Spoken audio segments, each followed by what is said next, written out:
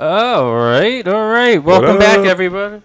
Welcome back, everybody, to another episode of Almost Athletes. Sorry for a little bit of a delay, but we had some technical issues that we were taking care of.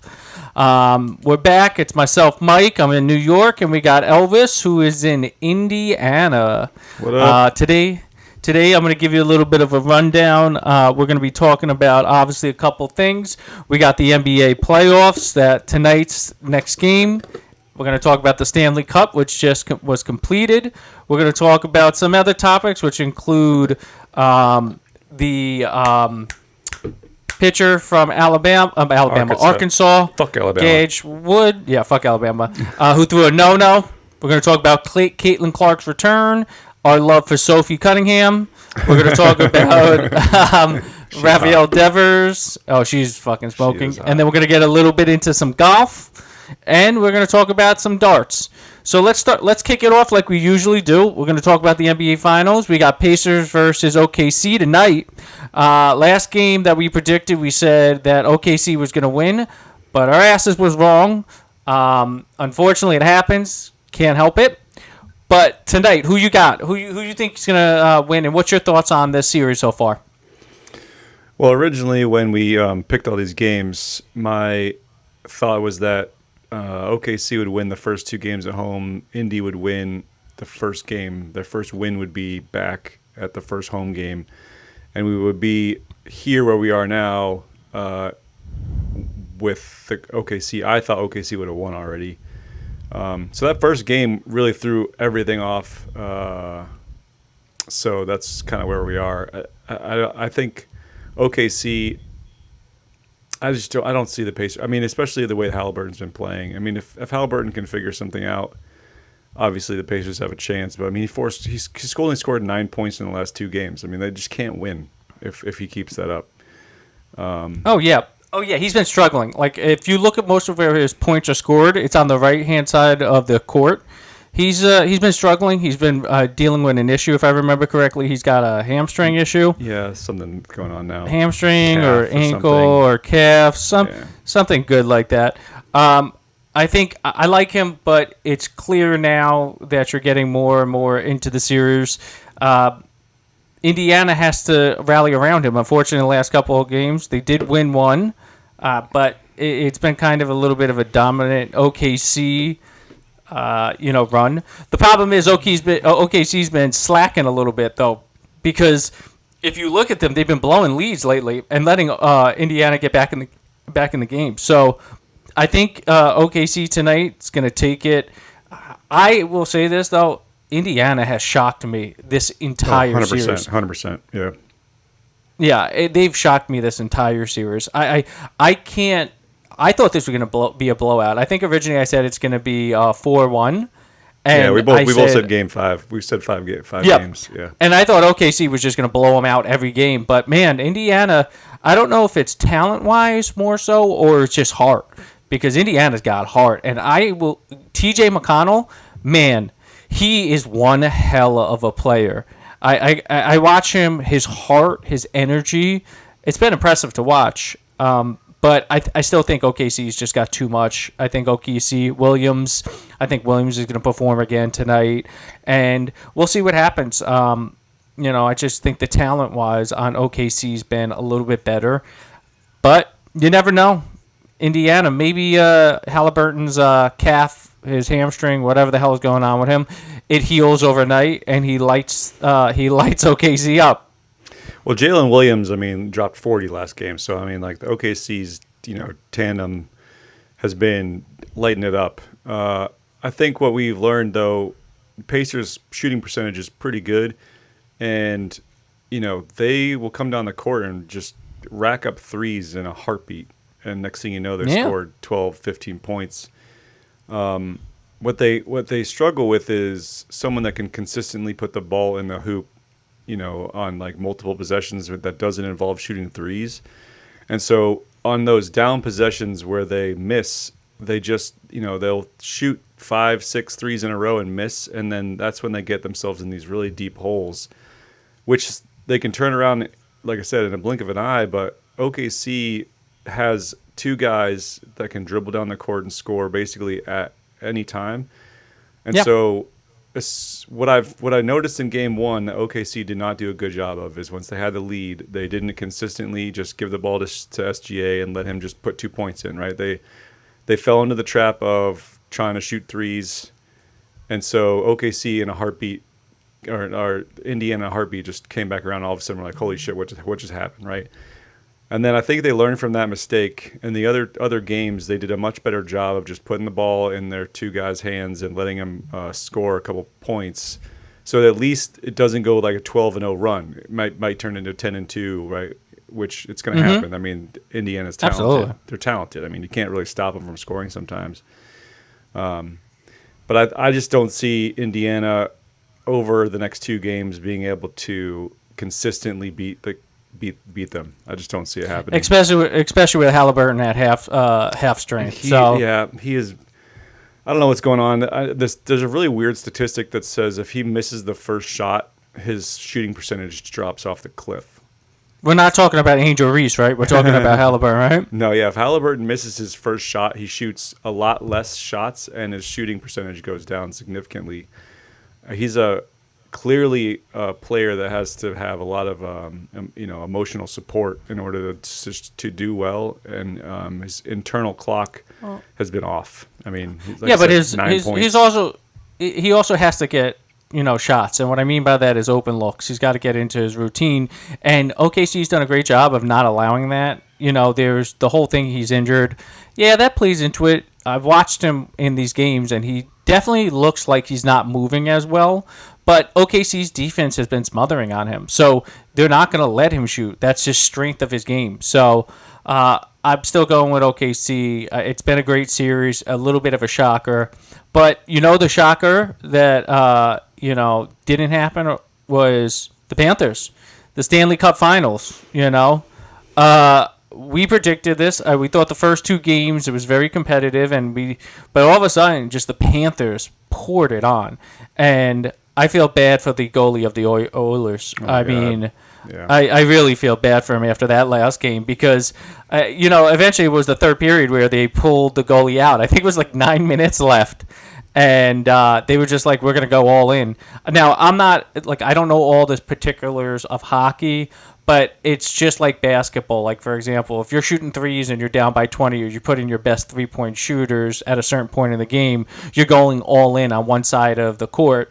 That's what it felt like with the Oilers when they took the goalie out. They were just like, all right, we got to get points. We're behind here. So they took a chance, and what happens? They gave up 2 goals within the last 9 minutes when they pulled the goalie.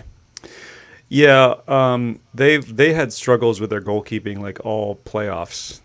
They kept having to put the backup in because you have bad games, and apparently he's gotten some death threats, which is kind of crazy since Canadians. You gotta stop this. You gotta stop it. Canadians are supposed to be really nice people, but yeah, the Panthers, their goaltending was on point, and they have some talent. I mean, they did. We talked about it.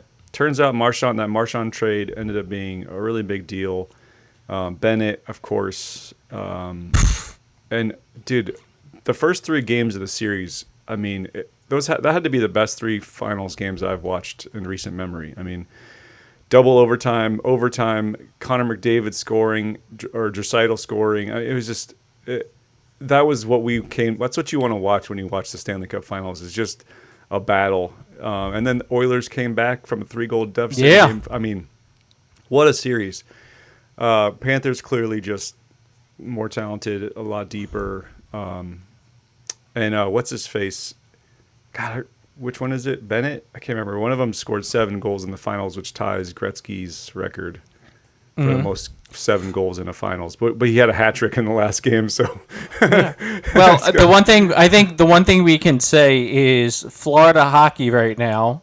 Yeah, is dominant. Surprising. Is dominant. Florida's not known for its hockey, of course. No, not at all. I mean, the Florida professional teams are dominant.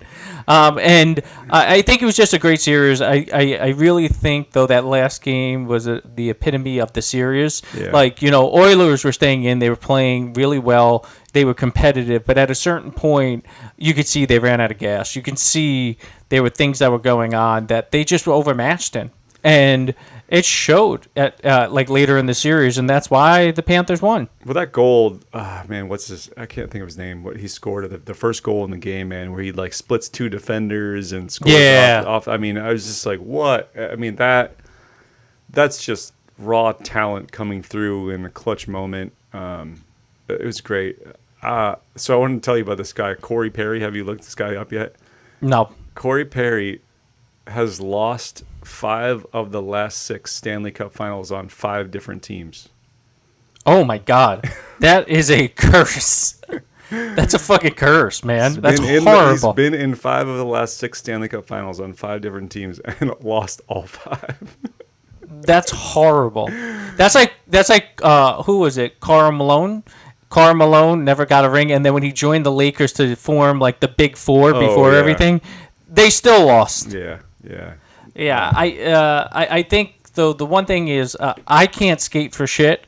No, my idea of skating is trying to go as fast as possible on the ice, and I can't stop, so just go into the boards. That's how I stop. But what they do with that puck, I mean, the hand-eye coordination, the way it's just so impressive. I don't think people really understand. If you're a hockey fan, you understand it, I think. But a lot of the fans that watch it that don't play hockey don't understand the complexity of the sport and how physically exhausting it is on your body, let alone the skill and the talent. And the one thing about it is the teamwork. You, in essence, if you watch some of these plays, the way that they've, the plan, kind of, they're in each other's head because you see certain players making cuts. It's similar to basketball. Basketball is sets, and, but it's instincts also. It's knowing each other. It's, the smart move here is backdoor. Same thing in hockey. But I think it's fascinating. I'm happy. Congratulations to the Panthers. I saw some of your celebrations afterwards with the Stanley Cup on the ice, rolling it around. That looked like fun. Go out there, get hammered, go to the White House. You'll probably get a couple of jokes from Trump. But I will say this is it was a good series. It's well deserved, and it was great to watch. We're going to talk about next a first in a very long period of time. We're going to talk about Gage Wood from Arkansas. I picked Arkansas in the College World Series. I said they were one of the better teams along with Oregon State and Coastal Carolina. Obviously, Arkansas got knocked out by LSU yesterday. They are a little shocker, but man, Gage Wood, I hope I'm not butchering his first name. I think it's right. But man, he threw a no-hitter in a 3-0 win against Murray State. He had 19 strikeouts. His fastball, I believe, hit up to 99 at some point. But he was just clearly dominant. And Arkansas, quite frankly, in the tournament, I think they underplayed everything. But the unique thing about him pitching was he had a perfect game going into the 8th inning. If anybody understands what a perfect game is, no hits, nobody getting on base, no walks, and no hit by pitcher. Yeah. So long story short, though, is how did the perfect game end? He hit a damn batter in the back foot. I believe it was on a curveball. But it's the first time, I think it was the first time since Kumar Rocker or... So Wood joined Jim Earl of Texas in 1950 and Jim Wixon in the 1960s. I believe it was Kumar Rocker. They tied, I think, Kumar Rocker, who was with Vanderbilt, for the most strikeouts, or one of the highest amount of strikeouts. But, I mean, dominant performance. If you watched him, his curveball was lights out. I mean, that thing dropped off the table. And his fastball. He just overpowered Murray State the entire game. I thought it was great. You had some great defensive plays as well. It was just upsetting to see him hit the batter in the 8th inning, which was a little bit upsetting. Because when you watch the game, you heard the crowd. They were like, oh, yeah, it's unlucky. Yeah. But, I mean, the dude's great. If I remember correctly, this year, he went into the year supposed to be one of their better pitchers. He was dealing with injuries in the year at some point, and then he came on towards the end of the year strong. But, I mean, his name's going to go down in the record books. Even though Arkansas lost, his name's going to go down in the record books just for that performance itself. Murray State, to be honest with you, watch the damn game. They look lost. I mean, absolutely lost at the plate. Did you catch it by any chance? Did you see it? I did not see it, no. But anytime you throw a no-no, it's a pretty big deal. Yeah, I mean, if you watch the game in itself, I think he had 2 batters. So it was like in the 8th inning. But it was just like he was in such control. He literally, I think it was 83 of his 100, and I was watching something. I think so. He threw 190 pitches. 83 of them, I believe, were for strikes, which was, I mean, in the terms of baseball, throwing strikes as a pitcher, it's great. I mean, you want something like that. He was always leading counts, meaning he was getting ahead of the batters by throwing a first strike. And his berry pitch, which is basically his curveball, I mean, he was spotting everywhere. He made them look stupid because he was so far ahead of the count sometimes that they were just so lost. They didn't know what was coming when he was throwing it. It was impressive. I got to give him kudos. It was a hell of a game. Congrats. Unfortunately, Arkansas, you lost last night in heartbreaking fashion. I feel bad for the left fielder. Oh, man, I feel so bad. He slipped. So if you saw the game last night, he slipped and fell. Couldn't catch the ball in, I believe it was the bottom of the ninth, I think it was. They were winning 5-3 by him missing the ball. LSU tied the game, and then they got a base hit the next at bat, I believe it was, to win the game. Man, keep your head up, left fielder. If you ever get a chance to watch this podcast, as a baseball player, we all have things that happen. I didn't get to play in the College World Series, but one thing I could say is you got a bright future. Things happen. You had a hell of a year. Now we're going to get down to the nitty and gritty. Chris, we talked about this earlier, but we're going to make it official. We're going to go to predictions. All right. Last week, we lost our prediction. So right now, I'm 2-1. Chris is 1-2. Chris, we're going to go again with the NBA Finals because it is on tonight. I think we've both said OKC wins tonight. You're going with OKC. Are you confirming your number? I think OKC will win tonight, yeah. Okay, so you're confirming OKC. I'm also going with OKC. I'm currently leading Chris right now with a 2-1 prediction rate compared to Chris's 1-2. I want to keep this ball rolling. OKC, we're both going with them. And we're going to get into the nitty-gritty right now. We're going to talk about some hard-hitting topics. So if you're there, wait, we're going to go some real stuff right now. Go to the next one. We're going to talk about the lovely Indiana Fever, Caitlin Clark. Now, obviously, some of you know Caitlin Clark, or some of you might not know because you don't watch WNBA. I'm going to tell you this. If you're going to watch a game, the 2 teams I would watch, New York Liberty and the Indiana Fever, 100%. Because both of those teams are just they are exciting to watch. They both bring different dynamics to the game. I mean, Indiana Fever are based on Caitlin Clark. She's great. I mean, she came back from injury. She was out. Indiana Fever struggled a little bit. I watched the games because I was infatuated with Sophie Cunningham. She is and then a smoke show, to be clear. Smoke show is an understatement. But I watched a couple of games. Indiana Fever were struggling a little bit. Now they're in the I think it's a Commissioner Cup right now going on. Yeah. Caitlin Clark. Mid-season tournament. Yep. Caitlin Clark comes back. First game, New York Liberty. There were a couple of things that really stood out. One, you could tell Indiana Fever's energy as a team was completely different. Two, she brings a completely different dynamic. I mean, she can shoot a basketball from any part of the court. I mean, and it's not like we're talking about Steph Curry range. Like, I think at a certain point we're going to start saying Steph Curry is matching Caitlin Clark's range because Caitlin Clark's pulling from places that I didn't even know was possible. If I pulled from these places in high school, my coach would have thrown me on the bench and I would have never seen the court. Get out. Sit down. It was insane.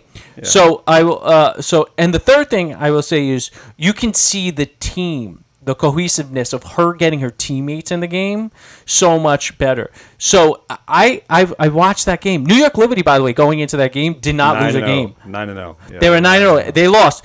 And just want to put this out there. They got blown out this game, even though like they lost by 14, but it should have been a lot more. And just to give you an idea of Caitlin Clark when she came back, she scored 32 points, 9 assists, 8 rebounds. She accounted to 54 of Indiana's points through either scoring or passing. I mean, wow, I'm flabbergasted by her. I mean, like, she is the real deal. And if you look at these crowds now, the WNBA, based on her and bringing fans to the arenas, you're starting to see. I wouldn't be surprised. I was very critical of the WNBA last year with the equal pay and everything, but now you're starting to see them kind of make a turn, and I think it's because of her. I think fans are coming out to watch her. It was like the NBA. The NBA had Jordan, or they had some superstars that came out. Caitlin Clark is helping the WNBA like make that turn to profitability, to making more money. They're playing in some fucking arenas. I mean, there are fans, and but Caitlin Clark, man, did you saw that game? Yeah, I went to the bar, had a couple glasses of wine, and watched. It was. Wait, did you just say a cold glass of wine? Couple glasses of wine. Had a couple glasses of wine. Had a salmon. Watched the game. Yeah, I love watching Liberty. Sabrina Ionescu, Oregon Duck. So always a big fan. Can't stand her. Caitlin Clark, she just has like really great vision on the court. She seems to be able to kind of, thread these passes and just have situational awareness enough that she's clearly a force multiplier. Like as you said, accounting for 50 plus points. But I think the other thing that's kind of crucial in this, like Lexi Hull, Kelsey Mitchell, I mean, they are shooting threes and hitting. Oh, yeah. I mean, I remember when I can't remember when it was years ago when I watched a WNBA game, and it was just like they miss like 7 trips down the court. Like you're lucky if they score 60 points in a game sometimes. Yeah. It's hard to watch. And then the Fever just scored 100 points against Liberty. It's their first 100-point game of the season. But like they just don't miss. I mean, they're shooting the lights out of the gym. And then you got like Sophie Cunningham, who's just hot, right? So she's fun to watch just because she's attractive. Aaliyah Boston is Boston, yeah. She's got a presence in the paint. It's clear. Yeah, but she plays good with Clark. They do a lot of high pick and rolls. Yeah, pick and rolls. And she's it's nimble. wide open. Well, yeah. She's nimble for how big she is. And the drama, man. I mean, the WNBA is actually more fun to watch sometimes just because of the drama. I mean, the hair pulling and the tackling. Yeah, but did you see the eye out? I mean, it's just like I feel like I'm watching a physical version of like the Real Housewives of Orange County or something. Like it's all right. Hilarious. So the one thing we're gonna bring up one game, the Connecticut Suns, the game after the New York Liberty. The Fever obviously blew out the Connecticut Suns. They won 88-71. Yeah. But, dude, their drama, the little chit-chatting back and forth, Caitlin Clark gets knocked down. The girl thinks she's a badass coming down the court. I got to give it to Sophie, man. Like, I think she got more attractive in that moment. Oh, yeah. For me, because 100%. She was just like, I'm holding my ground. You fuck with my girl, I'm going to fuck you up. I thought she was gonna, polish the floor with her face at some point. I mean, she took her. Dude, she got her hand on the hair. She got her hand on the hair. I want to know what she was saying. It looked like, "What you gonna do, bitch?" Yeah, I was waiting for that. Because Sophie Cunningham's like 6 foot. I mean, she's not small, so. Yeah, makes it more attractive. But yeah. So, anyways, Caitlin Clark. And by the way, guys, just want to let you know, our graphics guy. Misspelled Caitlin Clark's name on our banner accidentally. He didn't mean it. He was in a rush. It was unintentional. We have nothing but respect for Caitlin Clark. Chris has gone to a ton of Indiana Fevers game. I've gone to New York Liberty games. We're big fans of the WNBA since she came in. For me, it started with her because I started paying closer attention. In the past, I was not. I just didn't think the game was there. But clearly, there's buzz, and the players I think are a lot better. But don't get mad at the graphics guy for spelling her name wrong. Yeah, okay. I've got tickets to a game. I think September 2nd. I think that's correct. It's the 1st or 2nd. Yeah. So. Okay. Yeah, I don't have tickets anytime soon because I'm trying to stay out of New York, the city. I'm trying to travel north every time I get a chance. Well, we're gonna go see a Red Sox game here shortly, so it'll be fun. Yeah, I know. We're going to the Yankees Red Sox. All right, we're gonna get game. It's a Red Sox game. And Yankee game. Shut the fuck up. We're going to get into some MLB news right now. We're going to talk about Rafael Devers getting traded away from the Boston Red Sox. It was a little bit of a surprise because he is an all-star, and I think this came out a little bit out of left field because he was once considered a franchise like cornerstone for Boston. There was a little bit of an issue. There's been they signed Alex Bregman, and they wanted him to move over, I believe it was to first base, and he did not want to. And they tried to cite his defensive play in the last couple of years, and it was something like he had 18 errors a couple of years ago, 20-something errors the year before that. Last year, he only had 13 errors, which is not horrific in MLB standards. The issue is, I think there was a lack of focus between the organization and a lack of forgiveness from him on like what he wanted to do. He felt he was a third baseman. They're paying him tons of money. He still hits the ball. It's not like he's not putting up great offensive numbers. I think the Red Sox, though, in Red Sox fashion, this has been going on for a couple years now, is they trade their big names. So, like you had Bogarts, who ended up going to the Padres. You have Mookie Betts that was going to the Dodgers. You have now Devers going to the San Francisco Giants. The unique thing in this trade, though, which I find hilarious, is they get back Kyle Harrison, Jordan Hicks, outfield prospect James Tibbs III, and rookie league right-hander Jose Bello. I don't think there's one player or all four of those players that equate to Devers' production. Now, the one thing, though, that the Red Sox did, which was great by this trade, is the Giants will cover the remainder of Devers' contract, which runs through 2033, which would basically pay him more than $250 million. It's a little bit of a shocker on its face value. I don't think a lot of people saw this. I can understand why they did it. I can understand some of the elements.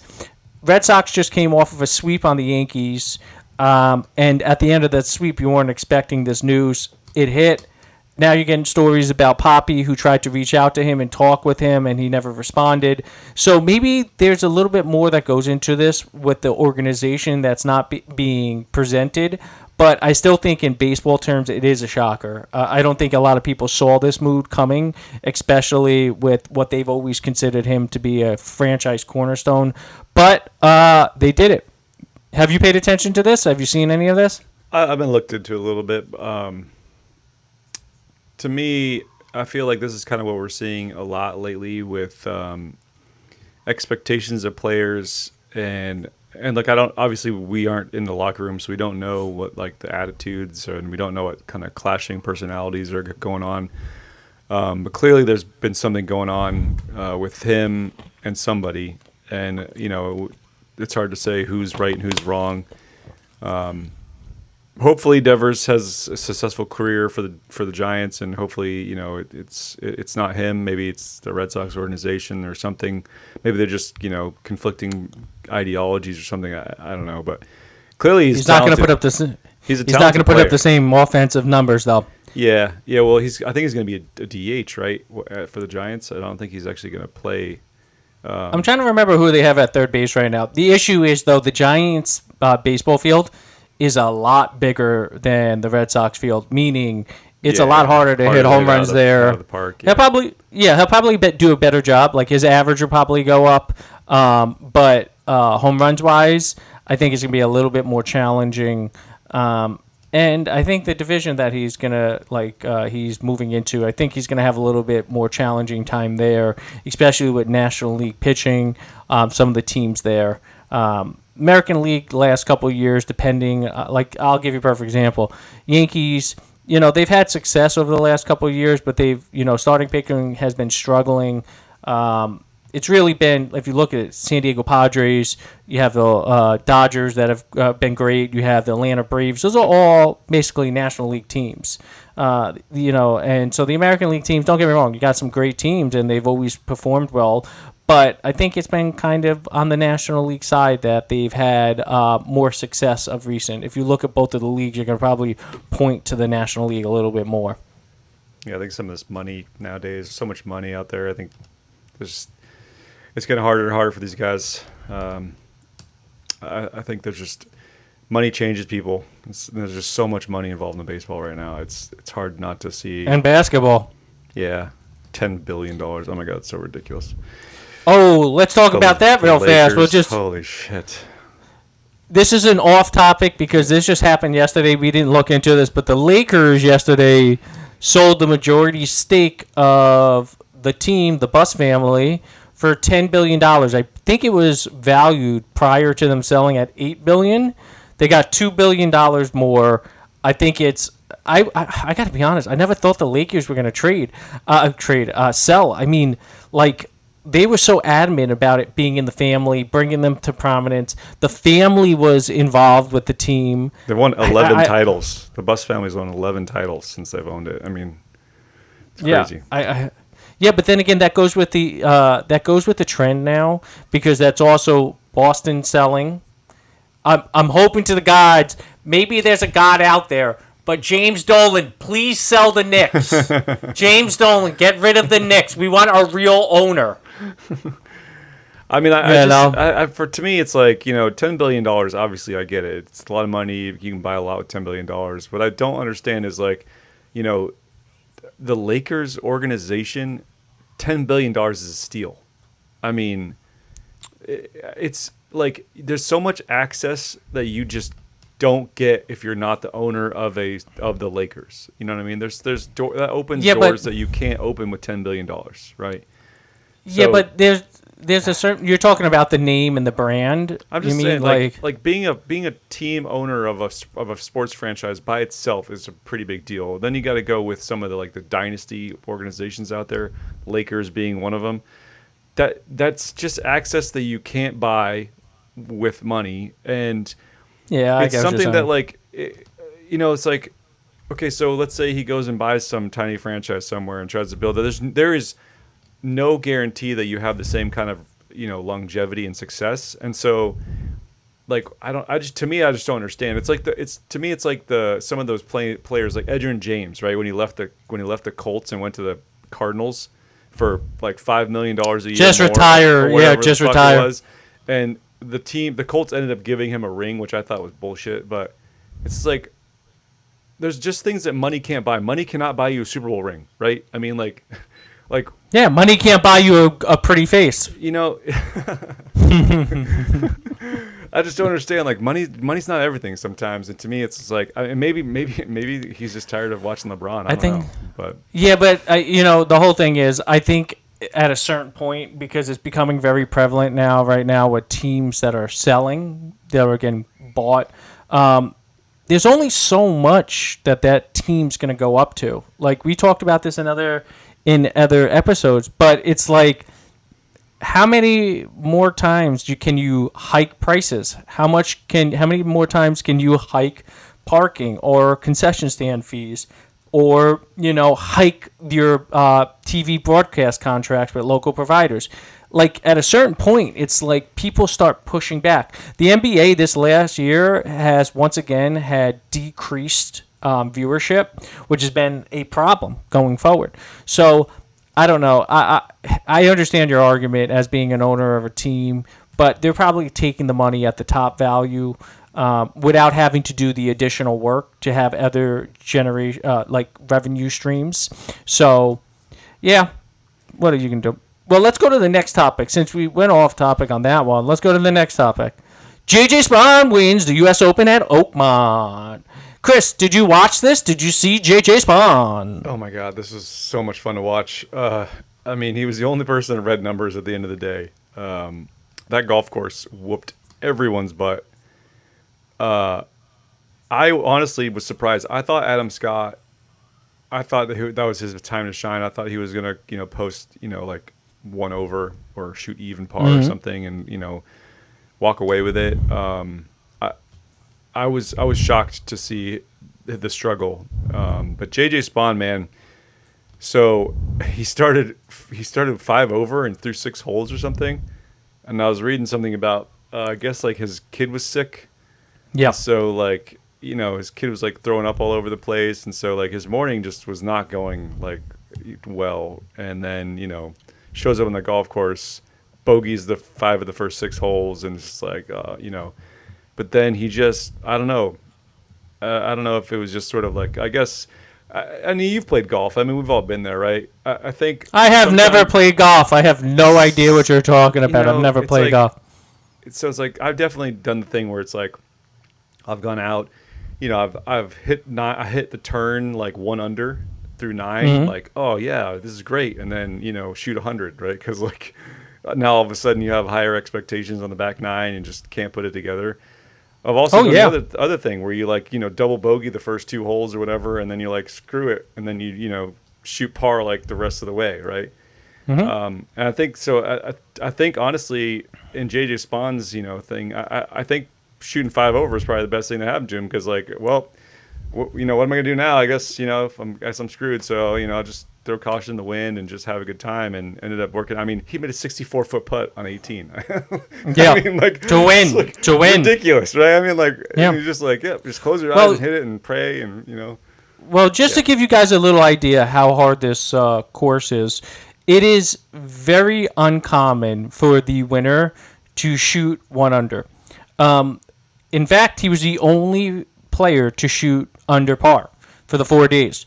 The next player was 1 over. Then you have Victor Hovland, that was 2 over, and Cameron Young, that was 3 over. That is unheard of.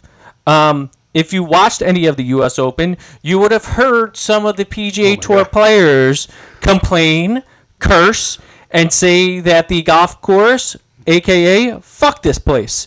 I'm not going to say what professional said that, but there were quite a few. All of them. Yeah, there were quite a few. Look, I enjoyed watching. I enjoyed watching the first round because I loved watching the professionals like struggle. But then when I got to the second, third round, I was like, all right, this is just too hard. Like, I was like, this isn't fun to watch anymore. Like watching them hit out of a 5.5 inch rough. You're just like, come on, bro. This is just like whoever put this golf course together, triple rolling the greens. Whoever put this golf course together, man, that super is just a straight asshole. Like he was like, all right, I'm gonna make everybody's life horrible. Well, like that one, I think it's like 285-yard par 3, and Adam Scott hit it like 2 feet off of the green. I mean, missed the green less than 3 feet and made bogey. You know what I mean? Like, because the rough is just ridiculous. I mean, it's just like, I mean, the par 5 was 670 yards or something. It's just like, I'd make it in 2. Yeah, okay. That's one of those ones where you hit driver, and you still have to hit like pitching wedge or 9-iron. Or something. Yeah, you hit driver off the deck. Yeah. Listen, it was great. I'm happy for him. He had some great statements that he made afterwards, talking about the balance between his professional life and his personal life, wanting to be around his kids and his family. I thought that was really, really great. I'm actually happy for him. He took home for his earnings $4.3 million. Good old Uncle Sam, though, is going to probably get half of that. So he's not going to walk away. Depends. Is he from Florida? All those guys they all live in Florida, so they don't pay income tax. That's a very good question. I don't know. That's a very good question. That's where a lot of the golfers live. That's why they live. Jupiter. Live in Florida, because there's no income tax. No, it's interesting. He shot up on the Ryder Cup list. He's like, well, he shot up on the FedEx points too. So he's like number 3 now. So he's basically guaranteed himself a spot in the Ryder Cup, which is kind of cool. Is the Ryder Cup this year at Bethpage? I feel like that's yes. I haven't. Oh, if the Ryder Cup is at Bethpage, you got to come. I've played there a yeah. couple of times. You got to come. It's a great course, very challenging. I didn't think it was really that challenging. I played on Bethpage Black. I got yelled at. This is God's honest truth. Yeah, it's at Bethpage this year in Long Island. I got yelled at by the starter because I drove a golf cart out onto the course. Like it was a charity event, and I was driving it to like the 10th hole, and I was basically the caddy that I had said, "Yeah, you could drive across." And all of a sudden, the starter came out and was screaming at me. He was like, "Get that fucking cart off the course!" And yeah, I almost got kicked out before the charity event started. Yeah, but I'm actually kind of curious. USGA, does the USGA get fined for all these FCC violations with all the F-bombs that were dropped? I don't know. That's a good question. I'm not sure. I gotta look that up. But I swear every time I turned it on, it was like, fuck this fucking like Rom made a par putt and was like, fucking this fucking. I was like, holy shit. Well, who is it that was like, fuck this place? He said, fuck this place like twice. Jordan Spieth was on the camera. Justin Thomas, you heard a couple of things. Justin, I think. sure. Yeah, it was. Well, I think, was this a tournament? Rory decided to smash the tee head, the tee box. Whatever. I don't know. Anyways, he refused to comment afterwards. Yeah. He's earned it. All right, we're gonna go into our last topic. Our most exciting topic of this. I have no idea what the hell this is. I've watched a couple YouTube pages or videos. I have no clue, so I'm not even gonna provide any commentary on this. Chris, why don't you take it away? Well, it's fine because you suck at darts anyways, and you've I've been kicked talking your the whole ass. time. So, no, so You got it. So, number one and number two in the world for England, they lost in the second round of the World Cup, which everybody was absolutely shocked. Not that the German team isn't good, but Luke Littler, these guys have been lighting it up. I mean, watching them over the last few months, they've been just shooting out of their minds. There's a ton of the other England players who didn't make it in the top two, who kind of came out and was like, "What the shit, guys?" They apparently their chemistry is not very good. They came out. Some people were saying they didn't practice very much before the tournament. They weren't warming up the way that they normally do before each match. And so it showed their performance was garbage, and they absolutely got smoked out. But it just goes to show you that, number one, if you're number one and number two in the world, it doesn't mean anything if you can't fucking play. It doesn't matter what sport. But I'm a big darter. For those of you who don't know, I like to play darts, so I keep an eye on some of these things. But Luke Littler is 19, and the dude is absolutely, insane.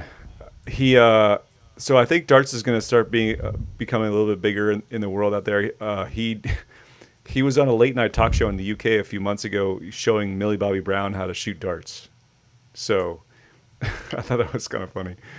But I think darts. I have no commentary to this at all. Who Millie Bobby Brown is? Come on, you know who that is. No, I know my Stranger Things. Okay, but I have I can't even add into this any analysis. I can't even bullshit my way through this.